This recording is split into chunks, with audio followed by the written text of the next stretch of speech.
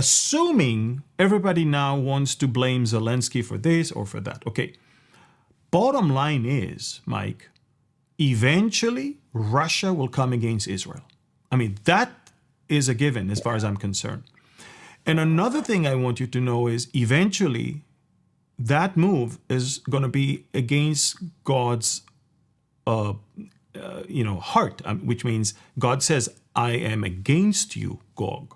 It's not like something, I mean, it's something that God will have to intervene and win, and it'll be a great victory of God. But Russia is not going to be friends with Israel based on what we know in the Bible.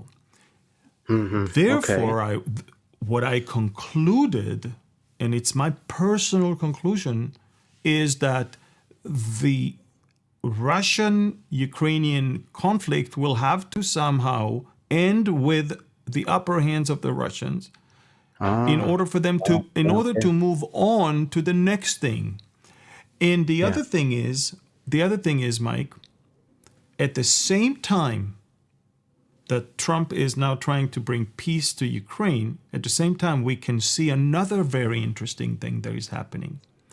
And that's how Europe is isolated and it's frightened and scared and confused. And you can clearly see that the Europeans are now looking for another alternative for a leader of the free world.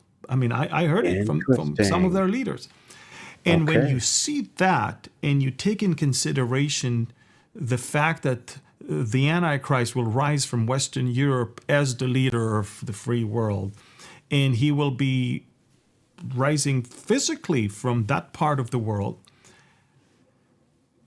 neither the Antichrist rise nor the invasion into Israel of the Russians can happen when America is a strong superpower that stands on the side by the side of Israel.